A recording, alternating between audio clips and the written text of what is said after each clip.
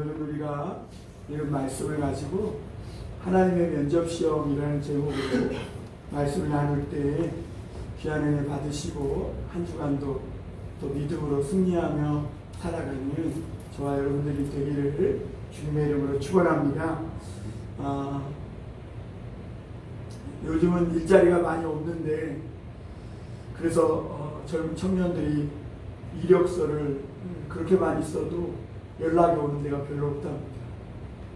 그만큼 이제 취업의 문이 좁아진 건데요. 우리가 취업을 하려면 인터뷰를 하죠. 그래서 인터뷰를 해서 그 사람이 우리가 맡기려고 하는 일에 적합한가 하는 그런 면접 시험을 보게 됩니다.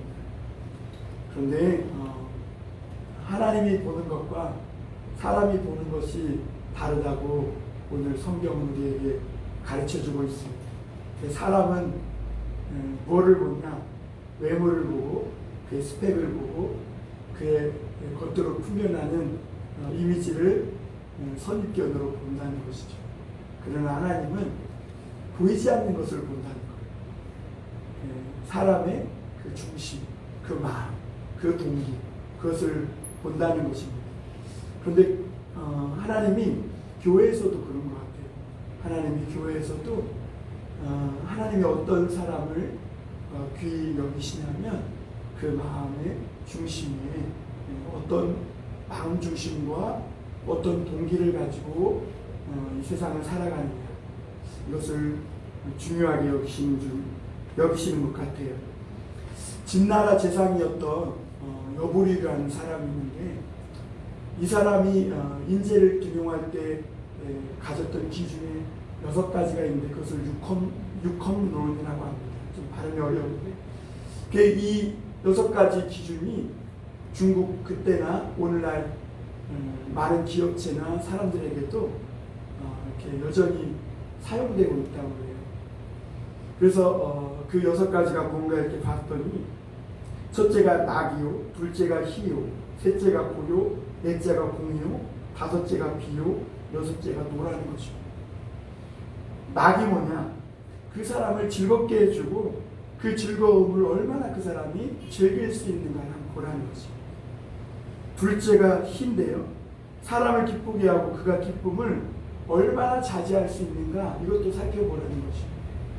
그리고 세 번째가 고인데 사람을 괴롭게 하고 그 사람이 괴로울 때 그 괴로움을 얼마나 잘 참고 견디는지를 한번 살펴보라는 것입니다. 그리고 네 번째가 공인데요, 사람을 두렵게 해보고 그 두려운 일이 있을 때 그 사람이 그 두려움을 어떻게 표출하는지를 한번 지켜보라는 것입니다. 그리고 다섯째가 비인데요, 사람이 슬픈 일을 당했을 때 그 사람이 당한 그 슬픔을 어떻게 사귀는지 한번 눈여겨보라는 것입니다. 그리고 여섯째 마지막이 노인데 사람을 성나게 해놓고 얼마나 감정을 잘 다스리는지 살펴보라는 것입니다. 이것은 우리로 하여금 완벽해라 그 이야기를 하는 것보다는 제가 드리고 싶은 말씀은 이런 세상에 6가지 기준이 있는데, 물론 이 6가지 기준이 사람을 등용하고 또 인재를 채용하는 데 중요한 기준이 되지만, 그러나 이런 모든 6가지 기준의 배경에 깔려야 할 그런 중요한 것은 마음의 동기라는 것을 이렇게 강조해 드리고 싶습니다.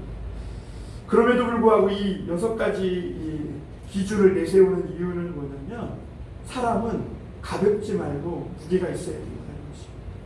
세상에서 우리가 살아가면서 여러 가지 큰 일을 당하는데 그런 이런저런 일들을 당할 때마다 마구 흔들리거나 가볍게 행동해서는 안 된다고 말씀하고 있는 것이죠.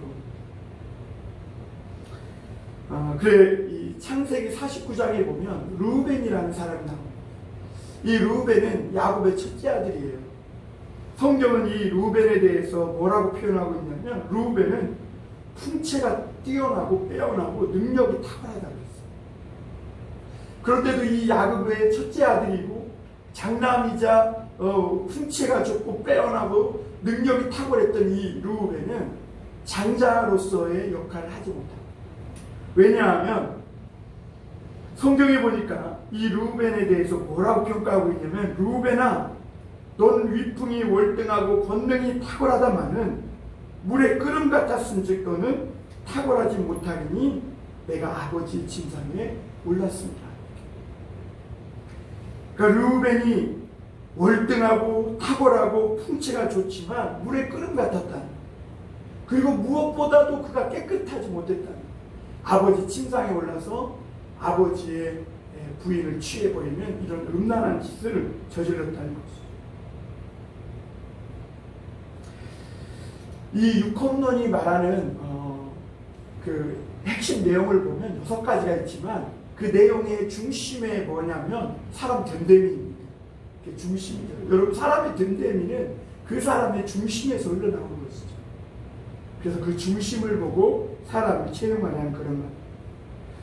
그래서 그 사람이 즐거울 때 그 분위기를 깨고 얼마나 다른 사람들과 함께 그 즐거움을 만끽할 수 있느냐.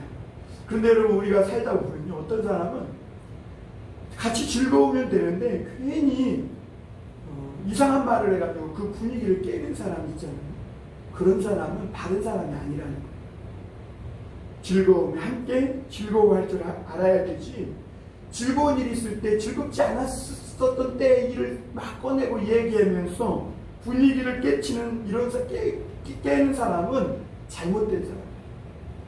그리고 기쁠 때 그 얼마나 그것을 자제할 수 있느냐.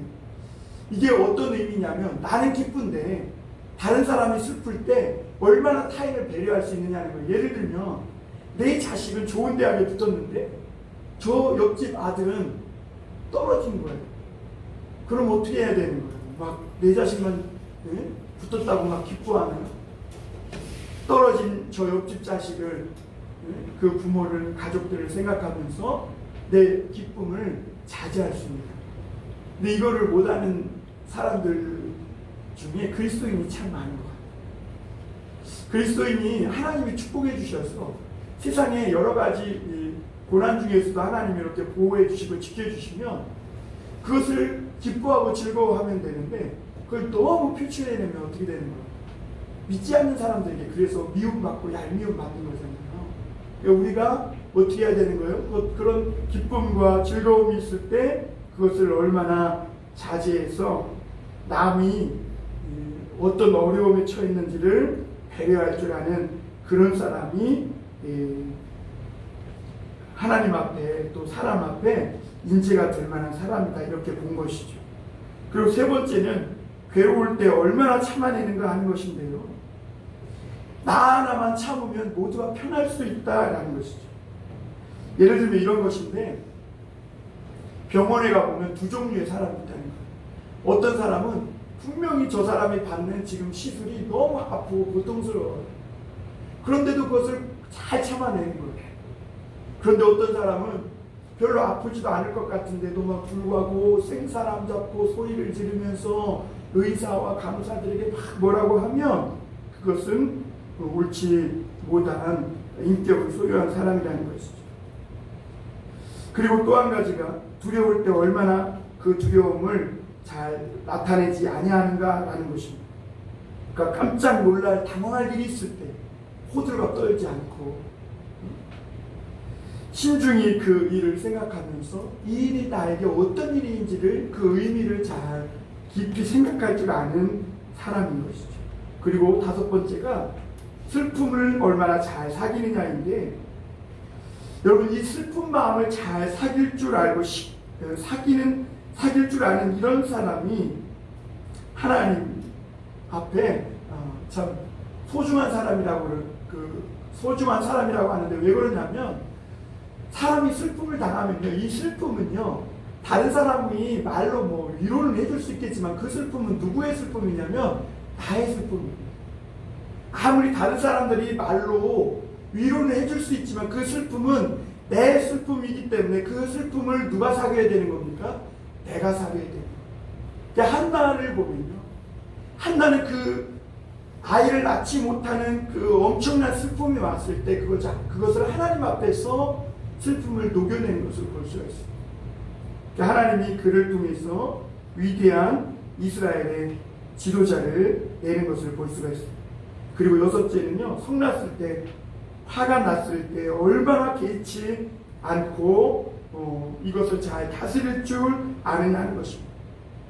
성경에도 보면 이 성을 다스리는 자는 성을 빼앗는, 그러니까 그 성이 아니라 큰 성읍을 빼앗는 용사보다 낫다 이렇게 말합니다. 그러니까 불같이 화가 치밀지만 후유증을 생각해서 잘 참을 줄 아는 사람. 어려운 거죠. 그런 사람이 쓸만한 사람이다 이렇게 말하고 있는 것입니다. 그러니까 거인이라는 것은 몸집이 크고 풍채가 빼어나고 탁월해서 거인이 아니라 마음이 큰 사람이 거인이다 이렇게 말하고 있는 것이죠. 한 저명한 성공학자는 이런 말을 했다고 합니다. 인생의 고도를 결정하는 것은 그의 재능이 아니라 그의 삶의 태도이다. 어떤 동기와 어떤 중심을 가지고 인생을 살아가느냐, 이것이 그의 성패를 가른다는 것입니다. 그리스도인들의 삶의 성공, 실패, 그 기준은 무언가? 하나님이 계신가 아닌가 하는 것입니다. 내가 이 세상의 모든 것을 얻었다 할지라도 이 마음 중심에 하나님이 계시지 않다면 그 사람은 실패한 사람입니다. 내가 어떤 일을 행할 때 그 일이 잘 풀리고 내가 원하는 대로 성취가 되었지만 그 일을 행함 가운데 그 동기가 하나님의 동기였느냐 아니냐가 중요한 것입니다. 많은 이 재능이 어떤 한 사람의 가치를, 인생을 높여주는 게 아니고 그 사람의 인생과 그 가치는 그 사람이 어떻게 살아가느냐 하는 삶의 자세에 있다는 것입니다. 오늘 말씀에 다윗이라는 사람이 등장합니다. 근데 이 사람은 사울과 달리 하나님이 사도행전 13장 22절에서 뭐라고 표현하냐면 내 마음에 맞는 사람, 옛날 개역 성경에는 내 마음에 합한 사람이라고 표현하고 있습니다. 사무엘은 이 베들레헴 시골 동네에 사는 이 이새의 아들 한 사람 중에 왕이 될 사람이 있으니 또는 기름에 뿔병에 기름을 받아서 가서 거기에 기름을 부으라 이렇게 말합니다. 그런데 여러분, 이 사무엘의 사명은요 굉장히 위험한 임무입니다. 왜냐하면 당시 왕이 있는 상태에서 아직 사울왕이 폐위된 것도 아닌 그 상태에서 가서 왕으로 세우라는 것은 이 사무엘에게는 엄청난 위험한 임무예요. 그래서 사무엘이 하나님 앞에 뭐라고 기도합니까? 하나님, 사울이 이 말을 들은다면 나를 죽일 겁니다. 하나님이 뭐라고 이렇게 작전을 짜주시냐면 송아지 한 마리를 끌고 와서 제사 드린다고 해라. 그래가지고 사무엘은 하나님 말씀대로 짐승을 끌고 가서 제사를 드린다고 하고 이새에게 아들들을 다 불러 모으라고 말합니다. 그런데 아버지 아들 이새에게 8아들이 있는데 7 아들은 다 불렀어요. 근데 누구만 안 부른 거예요? 다윗만 안 부른 거예요. 이 말은 다윗은 아버지 이새에게 머릿속에 없었던 거예요. 저놈은 왕이 될 만한 사람이 아니라는 거죠. 그러니까 가능성 있다고 판단된 사람 7명만 부른 거예요. 그래서 엘리압, 아비나답, 삼마 그리고 나머지 7 아들이 줄줄이 사무엘 앞을 지나가요. 오늘 10절 11절 한번 볼까요? 우리 한번 정신을 차려서 한번 10절 11절 한번 보겠습니다. 이새가 그의 아들 7을 다 사무엘 앞으로 지나가게 하나 사무엘이 이새에게 이르되 여호와께서 이들을 택하지 아니하셨느니라 하고 또 사무엘이 이새에게 이르되 내 아들들이 다 여기 있느냐? 이새가 이르되 아직 막내가 남았는데 그는 양을 지키나이다. 사무엘이 이새에게 이르되 사람을 보내어 그를 데려오라. 그가 여기 오기까지는 우리가 식사자리에 앉지 아니하겠노라 이렇게 말합니다. 사무엘이 이 7 아들이 지나가는데 희한하게 하나님이 말씀한 사람이 없는 거예요. 이게 아이러니죠. 하나님은 분명히 가서 그 이 아들들 중에 왕이 될 사람을 내가 보았다 그랬는데 사무엘이 가서 보니까 없는 거예요. 처음에 엘리압을 보고 이 사무엘의 마음이 막 동요를 합니다. 왜냐하면 사울처럼 완전히 풍채가 좋고 빼어나고 마음에 아주 쏙 들었거든요. 그래서 사무엘은 자기도 모르게 마음이 움직여서 기름병에 이 기름을 부으려고 합니다. 그때 하나님이 뭐라고 얘기해요? 그의 용모와 신장을 보지 말라. 여러분, 이걸 보면 사람이 외모에 약하긴 약해요. 사무엘이 사울의 그 풍채를 보고 왕으로 세웠잖아요. 그런데 실패했잖아요. 그런데 사무엘은 또 뭘 보고 있는 거예요? 사람의 외모를 보고 또 기름을 부으려고 하는 거예요. 그러니까 하나님은 뭐라고 그래요? 내가 이미 그를 뭐 했다? 버렸다. 참 성경을 보면 무서워요. 하나님이 버린 사람도 있는 것 같아요. 우리는 부인하고 싶죠. 하나님은 다 사랑이고 모든 사람을 다 구원해 줄 것만 같은데 하나님이 버린 사람이다. 하나님이 개라고 얘기하는 사람도 있다. 하나님이 악인이라고 얘기하는 사람이 있더라는 것이죠. 어쨌든 그래서 사무엘이 의아해해서 물으니까 아직 한 아들이 남았는데 그 아들은 저 들녘에서 뭐하고 있냐면 양을 지키고 있다. 여러분, 하나님이 마음에 합한 사람이 다윗이었는데 그는 양을 지키고 있다. 여기서 우리가 한번 생각해 볼 것이 있습니다. 여러분, 우리 집에 왕으로 세워질 사람이 있어서 사무엘 선지자가 제사 드리러 온다는 얼마나 놀라운 일입니까? 우리 집에, 우리 가정에 놀라운 무대가 설치된 거예요. 그 무대 위에 모든 사람이 다 서고 싶죠. 빠지고 싶지 않죠. 엘리압과 그 아들 7명은 이때가 내가 그 무대에 나설 그런 절호의 찬스다 이렇게 생각했겠죠.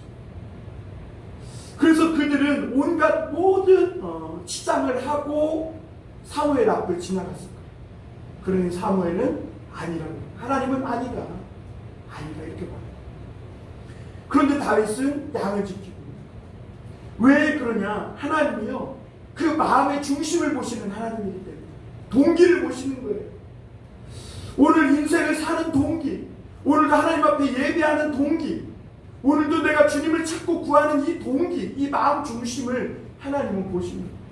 엘리압과 그 아들들은 하나님 앞에 나와 예배하면서 내가 어느 날 썸바디가 되겠구나, 내가 어느 날 정말 그 많은 사람들이 우러러보고 많은 사람들에게 인기가 있는 그런 누군가가 되기를 생각하고 있었는데 그 기회가 자기에게 왔다는 거예요.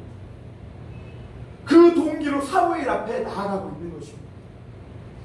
그런데 다윗은 지금 뭐하고 있는 거예요? 들판에서 양을 지키고. 다윗에게 중요한 것은 내가 언젠가 어떤 사람이 되기 위한 그런 특별한 무대가 필요한 게 아니라 자기와 함께 해주시는 하나님만 계시며 내가 양과 함께 있든지 들판에 있든지 상관없다는 것이죠. 왜 다윗이라고 그 사무엘이 오는 그 자리에 가기 싫었겠어요? 그러나 다윗은 양을 지키고 있어요. 그 마음 중심에 그는 나는 언젠가 사람들이 막 스포트라이트를 비추고 우러러보는 그런 썸바디, 누군가가 되는 그런 마음의 동기를 가지고 하나님을 섬기는 게 아니라 그는 언제나 주님과 동행하는 삶이 그의 목적이고 동기였음을 우리가 봐요. 그러니까 이 다윗에게는 그 특별한 무대 위에 오를 것이나 양을 지키는 것이나 별로 개의치 않은 거예요. 우리 삶이 지지부진하고 날마다 똑같은 삶을 반복하고 있는 것 같고 많은 사람들이 봤을 때 내 삶이 별 특별한 것이 없이 그렇게 보이고 그렇게 이야기한다 할지라도 내가 주님과 함께 있기만 한다면 나는 상관없다, 그런 마음을 가지고 중심을 가지고 살았던 사람이라는 거죠. 다윗은 막내고 어리지만 뭔가 어질고 참 이 남다른 중심이 있었음을 보게 됩니다. 성경에는요 다윗이 995번이나 나와요, 이름이. 제가 들은 이야기인데요, 이스라엘에 가면요 지금 다윗은요 영웅 이상이랍니다. 심지어 식당에 가면요 다윗 스페셜이 있을 정도. 그렇게 다윗은 수천 년이 지난 오늘날까지 그 이름이 이렇게 기억되고 있고 많은 사람들 중심의 영웅 이상의 그 어떤 평가를 받고 있는 걸 봐요. 그 이유는 뭐냐? 그가 어느 날 내가 썸바디가 되겠다, 누군가가 되겠다 이런 동기를 가지고 살아가는 사람이 아니라 그 마음 중심에 늘 하나님이 있었음을 가지고 살았던 사람이기 때문에 하나님은 사무엘에게 분명히 말씀하십니다. 그 외모와 키를 보지 말라는 거예요. 여호와는 중심을 보시는 분이시며 내가 이미 그를 버렸다 이렇게 말합니다. 여러분, 철학자 중에 대명사로 불리는 소크라테스 같은 사람들은요, 얼굴이 울퉁불퉁하고 눈이 자꾸 툭 튀어나오고 진짜 못생겼다고 합니다. 종교개혁자 칼빈은요, 몸이 깡마르고 눈에는 항상 진물이 흐르고 정말 보기 싫은 흉측한 사람입니다. 에브라함 링컨은 어때요? 남북전쟁을 종식시키고 미국의 노예제도를 폐한 이 에브라함 링컨은요, 별명이 뭐였냐면 고릴라입니다. 다리가 길쭉하고 깡마르고 동그랗게 벌어지고 팔도 너무 길고 거기다 수염까지 덥수룩해 해서 고릴라라고 이렇게 별명이 붙여졌대요. 사도 바울은 어떻습니까? 키는 작죠. 시력은 나쁘죠. 간질병에다가 어떤 사람은 이 사도 바울이 대머리까지 아마 있었지 않을까 이런 평가를 하는 학자들도 있어요. 그런 사람이었다. 그런데도 하나님은 이런 사람들을 쓰셔서 세상을 새롭게 이끌어 가십니다. 오늘날도 하나님은요, 어떤 사람을 좋아하시느냐, 어떤 사람을 합격이라고 해주시느냐, 그 마음의 중심에 동기가 정말 하나님의 말씀이 있는 사람. 오늘 12절에 보면 다윗은 정말 용기 있고 신앙의 확신과 믿음이 있었던 사람임을 표현하고 있는데요. 오늘 성경은 뭐라고 표현하냐면, 이 다윗을 데려왔는데 사무엘이 보니까 그의 빛이 붉고 눈이 빼어나고 얼굴이 아름답더라 이렇게 말합니다.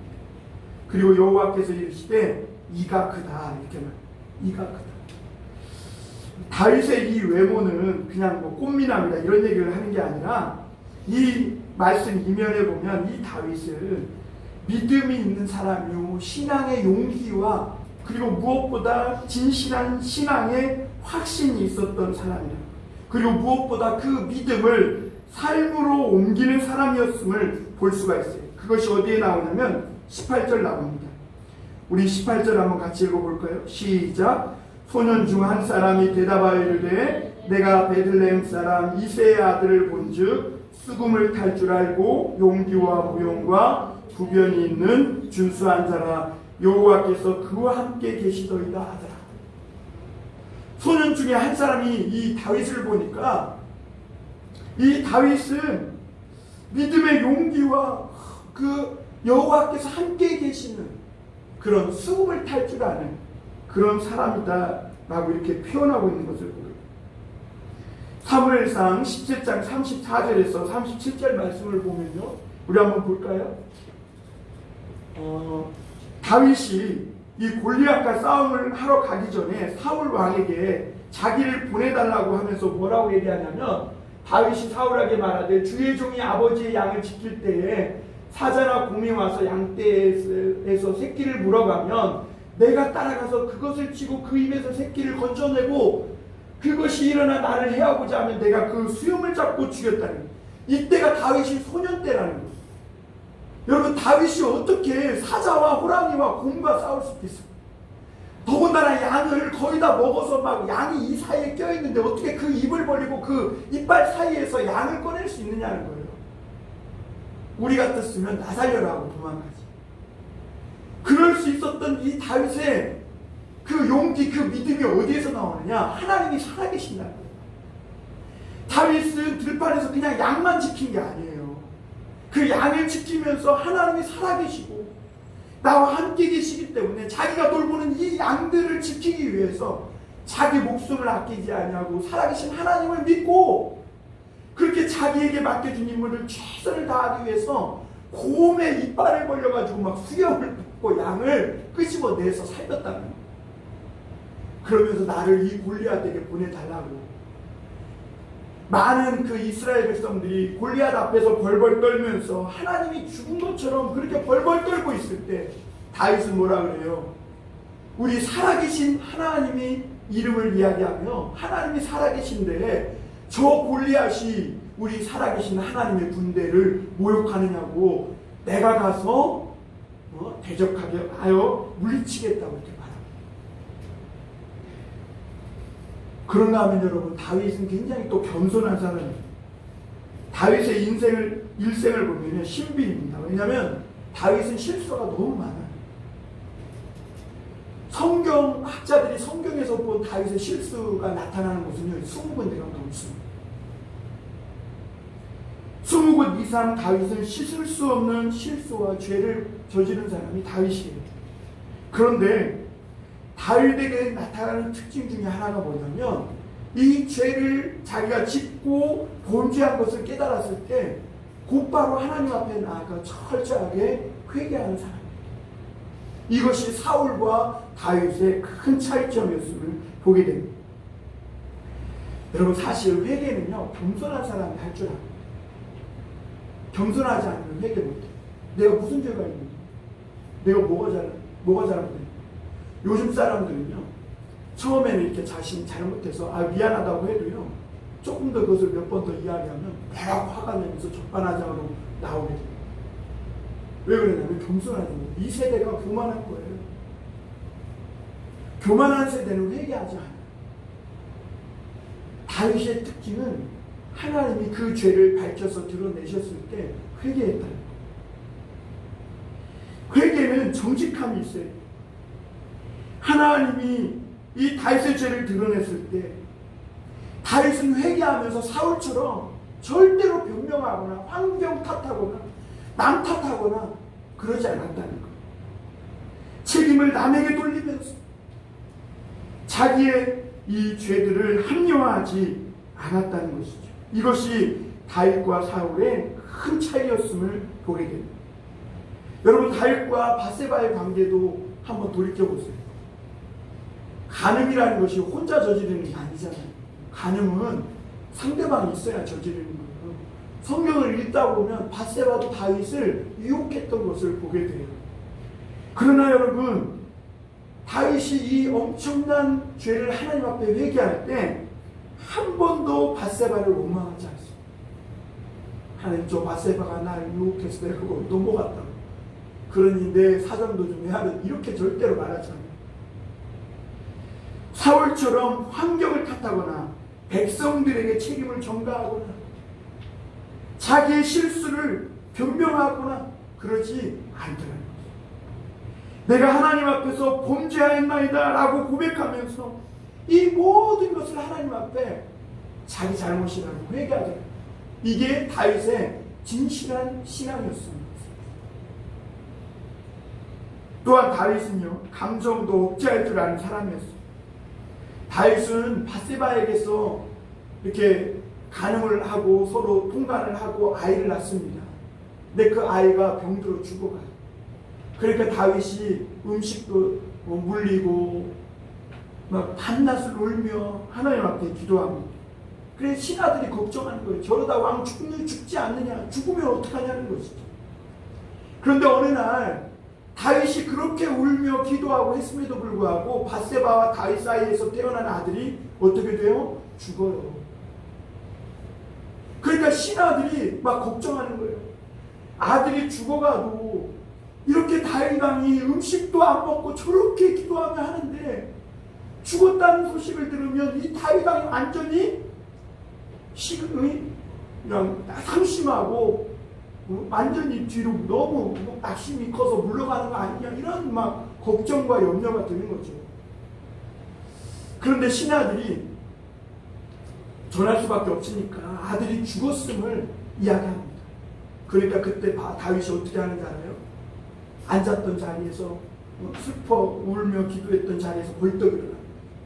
그리고 깨끗이 씻어요. 그리고 기름을 바르고 의복을 착 차려입고 왕궁으로 갑니다. 그리고 거기에서 밥상을 차려달라고 해서 밥을 먹어요. 그리고 왕의 업무를 보기 시작합니다.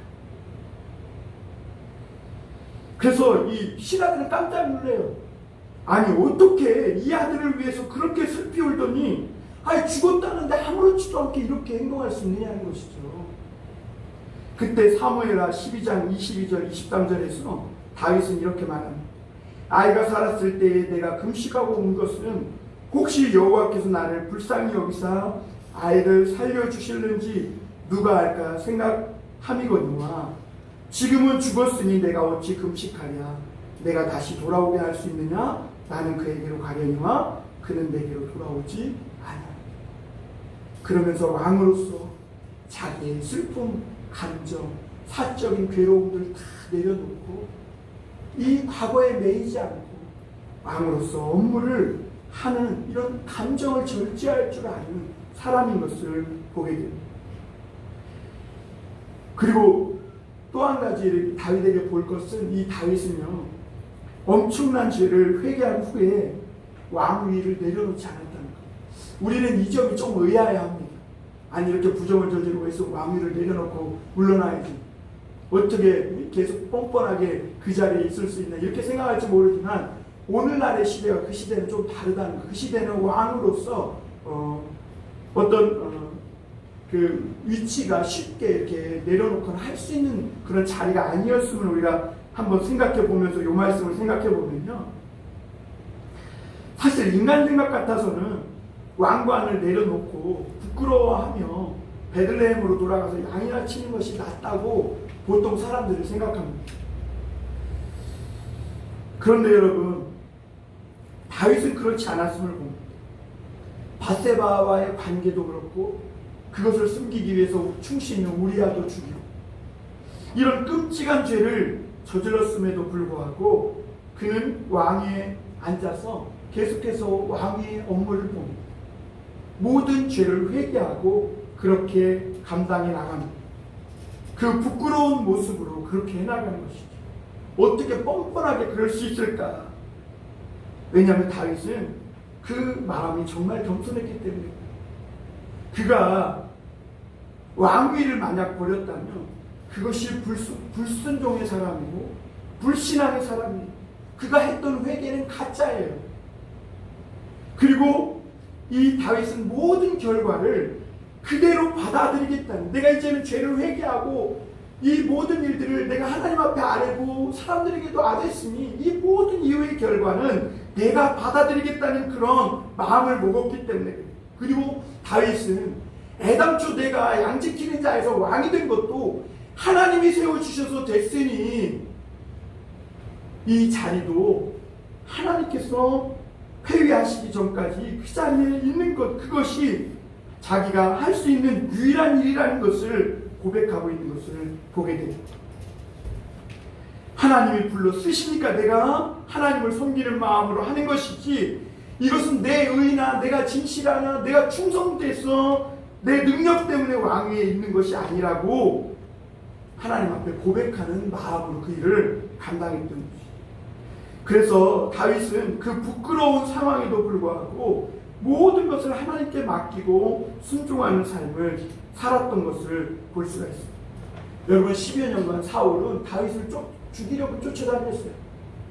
사울은 다윗에게 2번이나 창을 던졌어요. 그러나 다윗은 이 모든 일을 하나님 앞에 맡기고 사울을 죽일 수 있는 그런 상황이 됐음에도 사울에게 손을 대지 않았음을 볼 수가 있습니다. 이 말은 무슨 말이냐면 다윗은 진실하게 하나님을 믿었다는 거예요.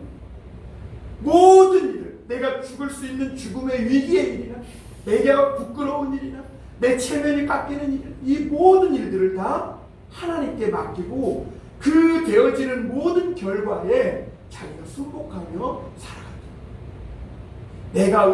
내가 능력이 있어서 내가 뭘 잘해서 이 자리에 오른 거라고 생각하면서 자기가 결정하고 자기가 판단하고 그렇지 않았음을 볼 수가 있습니다. 우리 마지막 한 가지 더 보면요, 이 다윗은요, 우리가 다윗의 이야기를 읽다 보면 우리가 마음을 막 뜨겁게 달구는 이야기가 있는데 그것이 뭐냐면 시므이 사건입니다. 사무엘하에 보면 시므이가 이제 다윗의 아들 압살롬이 반란을 일으키지 않습니까? 그때 이 다윗이 너무 급작스러운 반란 때문에 신발도 제대로 신지 못하고 울며 맨발로 신하들과 함께 이 성을 왕궁을 쫓겨나갑니다. 그때 베냐민 지파 사울의 친족 중에 하나인 시므이가 나타나서 이 다윗을 저주하기 시작합니다. 그러면서 뭐라고 저주하냐면 사무엘하 16장 5절 8절에서 보면 이렇게 말합니다. 다윗 왕이 바울임의 이름에 거기서 사울의 친족 한 사람이 나오니 게라의 아들이요 이름은 시므이라. 그가 나오면서 계속하여 저주하고 또 다윗과 다윗 왕의 모든 신하들을 향하여 돌을 던지니 그때의 모든 백성과 용사들은 다윗 좌우에 있었더라. 시므이가 저주하는 가운데 이와 같이 말하니라. 피를 흘린 자요 사악한 자요 가거라 가거라. 사울의 족속의 모든 피를 여호와께서 내게로 돌리셨도다. 그를 이어서 내가 왕이 되었으나 여호와께서 나라를 내 아들 압살롬의 손에 넘기셨도다. 보라 너는 피를 흘린 자이므로 화를 자초하였느니라. 이러면서 막 다윗에게 돌을 던지면서 따라가면서 저주하고 여호와께서 너 피 흘린 거 사악한 거 다 보시고 너를 망하게 한 거야 라고 하면서 저주하는 것을 볼 수가 있어요. 그때 옆에 있었던 군대 장관 아비새가 뭐라고 얘기하냐면 다윗 왕이요 칼을 빼가지고 저 죽은 개 같은 사람이 이제 성경이니까 개지만 그냥 개 강아지 뭐 이런 식으로 얘기했겠죠. 그러면서 단칼에 목을 베어버릴까요? 그런데 그때 다윗이 했던 유명한 말이 있습니다. 정말 이 말씀을 한번 우리가 마음 깊이 새겨봤으면 좋겠는데요. 사무엘하 16장 11절에서 14절입니다. 이 말씀도 한번 제가 읽어드리겠습니다. 내가 너희와 무슨 상관이 있느냐? 그가 저주하는 것은 여호와께서 그에게 다윗을 저주하라 하시니 내가 어찌 그리하였느냐? 할 자가 누구겠느냐 하고 내 몸에서 난 아들도 내 생명을 해하려 하거든.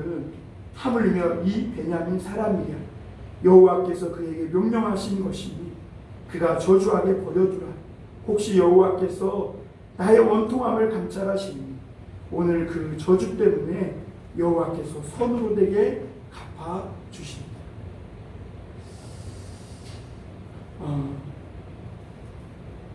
다윗은 이런 말씀들을 보면요, 그의 일생에 모든 일어난 일들이 정말 하나님께 말씀을 진실히 믿는 사람, 믿음 따로 삶 따로.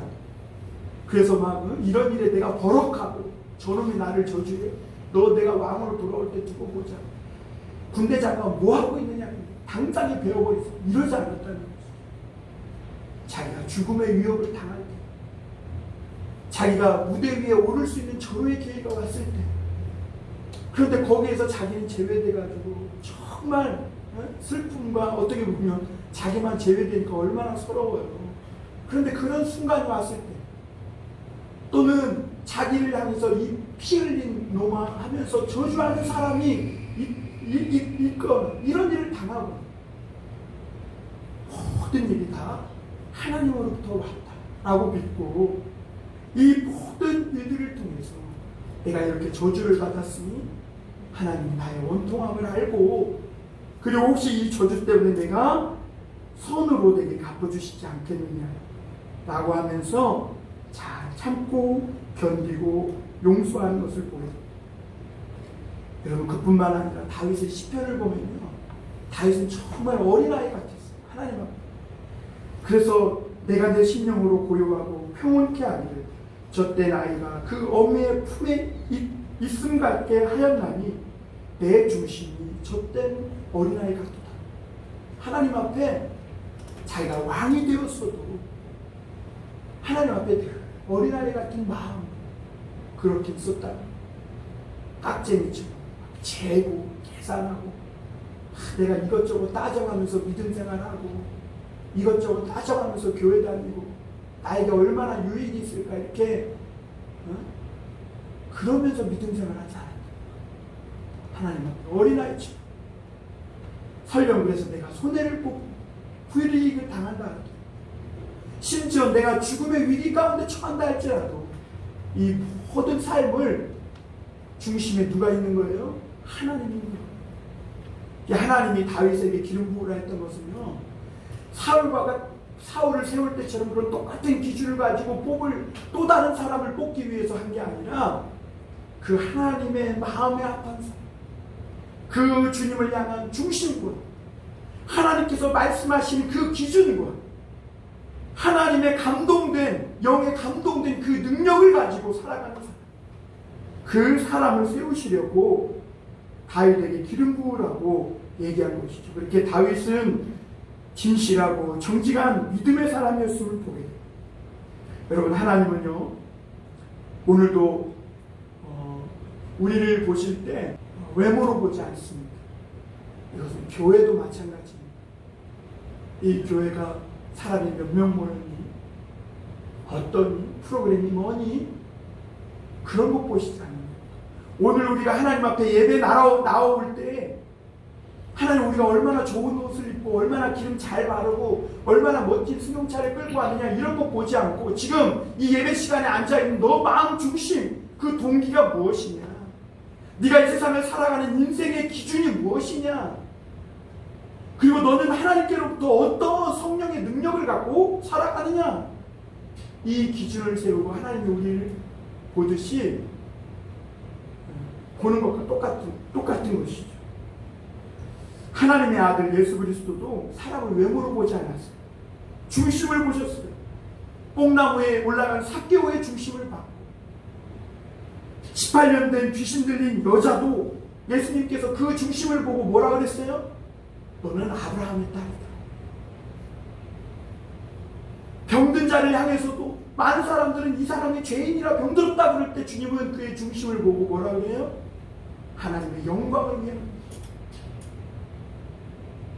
하나님은 베드로의 미래도 보시고 바울의 미래도 보시고 우리의 미래도 보시는 분이세요. 사울의 미래도 보셨고 다윗 왕의 미래도 보셨어요. 오늘 우리 인생의 미래도 주님은 보고 계세요. 여러분, 우리가 하나님의 이런 사람들로, 믿음의 사람들로 살아가는 삶이란 무엇입니까? 믿음과 겸손과 정직함이 있는 사람, 이런 것을 잃어버린다면 아무 소용이 없는 사람인 거죠. 하나님의 사람, 하나님이 좋아하시고 기뻐하시고 원하시는 사람은 퍼펙트한 사람이야, 완벽한 사람이야. 진실한 믿음으로 중심을 가지고 하나님을 향한 동기를 가지고 악인의 궁정의 첫날보다 하나님의 문지 위로 있는 하루가 좋사오니라는 심령으로 살아가는 그런 겸손하고 정직한 진실한 믿음의 사람임을 믿으시고 오늘도 그 하나님 앞에 다윗처럼 이렇게 살아가는, 그래서 합격이라는 그런 주님의 음성을 들을 수 있는 저와 여러분이 다 되시기를 주님의 이름으로 축원합니다. 기도하겠습니다.